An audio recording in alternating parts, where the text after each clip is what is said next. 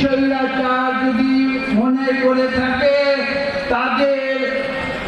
তাদের যে প্রতিভু, তাদের সেই প্রতিভু যারা এখনো ফাঁক করে যারা লুকিয়ে আছে, তারা যদি মনে করে থাকে তারা আবার বাংলাদেশে এসে তাদের স্বৈরাচার আবার নতুন করে কায়েম করবে, তাহলে আমি স্পষ্ট ভাষায় বলে দিতে চাই তারা প্রকাশ স্বর্গে বসবাস।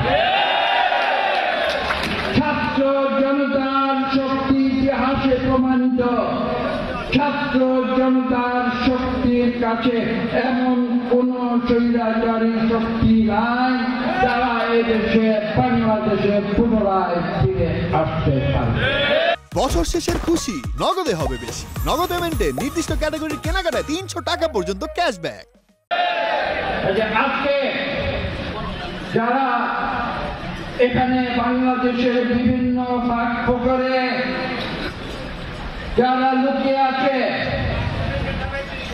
যারা খাপটি মেরে রয়েছে, যারা আশা করছে কোন সুযোগে আবার এসে ক্ষমতা দখল করবে, আমি তাদের সতর্ক করে দিতে চাই বাংলাদেশের নতুন প্রজন্ম তাদের এই অন্যায়কে কোনোদিন রেহাই দেবে না। এই হুঁশিয়ারি আমি আত্মপলাশের ভিতর আমি ঘোষণা করে দিয়ে যাচ্ছি।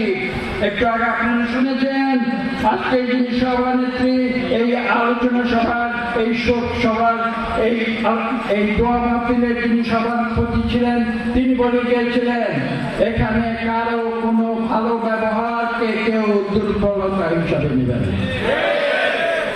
আমরা সত্যের সাধক, আমরা ন্যায়ের পথে চলি, আমাদের শক্তি সততার শক্তি, আমাদের শক্তি ন্যায়ের